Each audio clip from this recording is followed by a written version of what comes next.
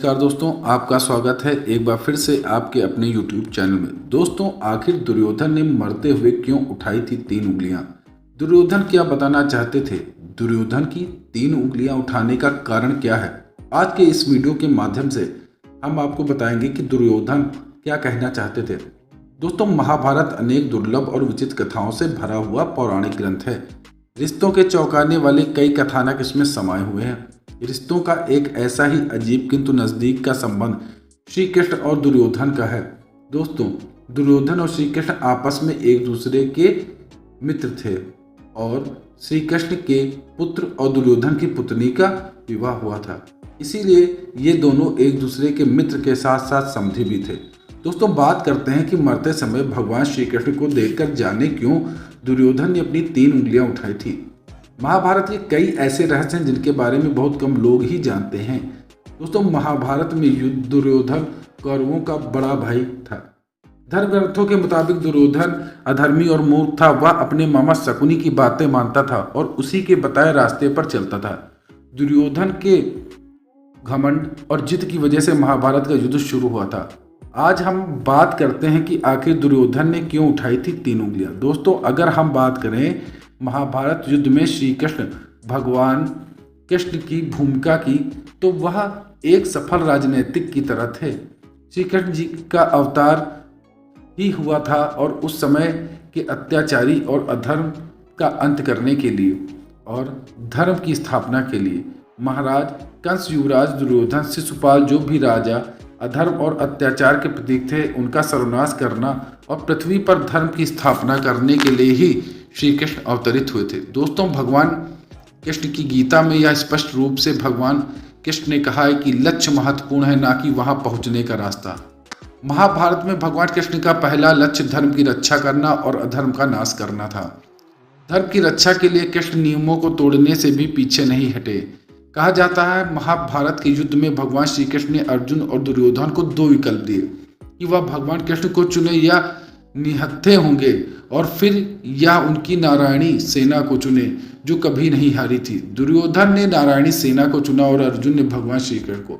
अब ऐसे में सवाल उठता है कि भगवान श्री कृष्ण तो निहत्थे थे, और फिर वह कौन योद्धा था जिसने स्वयं भगवान कृष्ण पर 12 तीर चलाए थे, 12 घातक बाण छोड़े थे? आपको बता दें, वह और कोई नहीं बल्कि सूर्यपुत्र कर्ण थे। तो चलिए जानते हैं आखिर उस समय क्या हुआ था जब कर्ण और अर्जुन के आमने सामने थे। दोनों के बीच भयंकर युद्ध हो रहा था। दोनों योद्धा एक दूसरे पर कई सारी असीम शक्तियों का प्रयोग कर रहे थे, कई सारे घातक बाण चला रहे थे। कर्ण की रणनीति यही थी कि वह अर्जुन को खत्म करना चाहते थे और अर्जुन यह चाहते थे कि वह कर्ण का खात्मा कर दें, क्योंकि दोनों में बचपन से ही प्रतिस्पर्धा थी।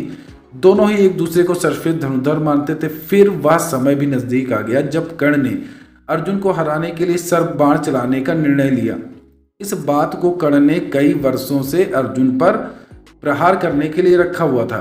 वास्तव में यह बाण पाताल लोक के अश्वसेन नामक एक नाग का था, जो अर्जुन का परम शत्रु था। उसकी शत्रुता का मुख्य कारण था कि खांडव वन में जब अर्जुन और उसके पूरे परिवार को आग से जलाने के लिए प्रयास किया गया था, तब उस सांप का परिवार भी वहीं पर था और उसकी मौत का कारण अर्जुन बने थे। इसीलिए वह तभी से अर्जुन को मारने के लिए मौके की तलाश में था। कई सारे धार्मिक सीरियल में, जैसे महाभारत धारावाहिक आपने देखा होगा, जिसमें कहा जाता है कि उन्हें तक्षक नाग मारना चाहता था। महाभारत के विभिन्न ग्रंथों में उन्हें अलग अलग नामों से दर्शाया गया। कोई अश्वसेन कहता है, कोई तक्षक नाग, और मुख्य युद्ध के तौर पर अश्वसेन ने पहले ही कर्ण के बाण को चुन लिया था, क्योंकि वह जानते थे सिर्फ कर्ण ही अर्जुन को मार सकते हैं। वह मौके की तलाश में थे। कर्ण को सिर्फ बाण का प्रयोग करते देख अश्वसेन उनके बाण पर जाकर विराजित हो गए।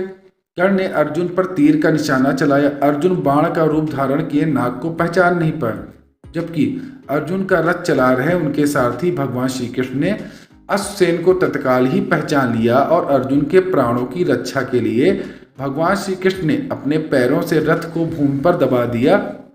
रथ का पहिया जमीन के थोड़ा सा धंस गया और तीर अर्जुन के गले की बजाय उनके मुकुट में लगा और छिटक कर धरती पर जा गिरा। इस तरह भगवान श्री कृष्ण ने अर्जुन को बचा लिया। अर्जुन और भगवान श्री कृष्ण के पहिए निकालने के लिए नीचे उतरे।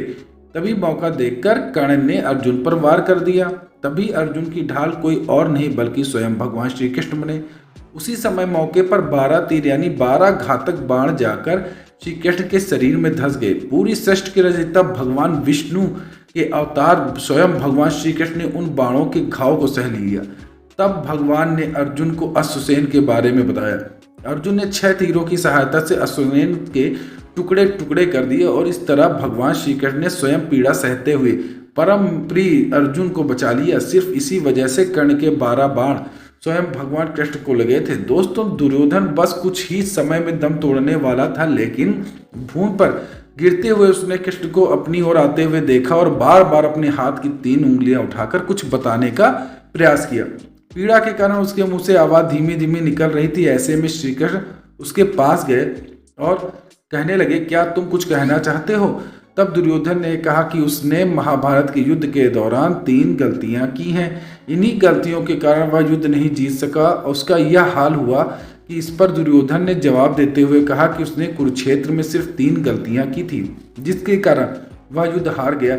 अगर यह गलतियां ना करता तो वह जीत जोर जाता। दुर्योधन ने अपनी पहली गलती बताते हुए कहा कि उसने स्वयं नारायण को ना चुना बल्कि उसने नारायणी सेना को चुना, जबकि खुद श्री कृष्ण ने दुर्योधन को यह विकल्प दिया था कि अगर दुर्योधन ने श्री कृष्ण को चुना होता तो उसकी जीत सुनिश्चित हो जाती, मगर उसने नारायण को न चुनते हुए नारायणी सेना को चुना। दुर्योधन की दूसरी गलती यह थी कि वह अपनी माता गांधारी के बार बार कहने के बावजूद भी बिना कपड़ों के उनके सामने नहीं गया। अगर माता गांधारी महादेव की तपस्या के बाद यह वरदान पा चुकी थी कि अगर उन्होंने अपनी नेत्र की पट्टी को हटाकर जिसको भी देख लिया उसका शरीर वज्र की तरह हो जाएगा। युद्ध से पहले गांधारी ने दुर्योधन को नग्न अवस्था में अपने सामने बुलाया था ताकि वह दुर्योधन के शरीर को वज्र की तरह शक्तिशाली बना दे। मगर जब भगवान श्री कृष्ण को इस बात का पता चला तो उन्होंने दुर्योधन से कहा कि ऐसे कैसे तुम अपनी माता के सामने नग्न अवस्था में जा सकते हो। इसके बाद दुर्योधन ने अपने शरीर पर केले के पत्ते लपेट लिए अर्धनग्न अवस्था में माता गांधारी के सामने चले गए, जिसके चलते माता गांधारी की दृष्टि से दुर्योधन के शरीर का निचला भाग वज्र का नहीं हो पाया और आखिरकार युद्ध में भीम ने दुर्योधन के शरीर के उसी हिस्से पर वार कर करके उसे मार डाला जिसको उसके केले पत्ते से ढका हुआ था। माता गांधारी की दृष्टि उस जगह पर नहीं पड़ सकी थी। दुर्योधन अपनी तीसरी गलती बताते हुए कहता, वह युद्ध में सबसे आखिरी में लड़ने का। अगर वह पहले ही जाता तो कई बातों को समझ पाता, शायद उसके मित्रों और भाइयों की जान बच जाती। मरने से पहले इंसान की हर इच्छा होती है और वह चाहता है कि वह अपनी गलतियों का एहसास हो। तो दोस्तों, यही कारण था कि दुर्योधन मरते वक्त श्री कृष्ण को देखते हुए अपनी 3 उंगलियां उठा रहा था। तो दोस्तों, आपको जरूर पता लगा होगा कि आखिर दुर्योधन ने 3 उंगलियां क्यों उठाई। अगर आपको आज की वीडियो अच्छी लगी तो जरूर बताएं। धन्यवाद।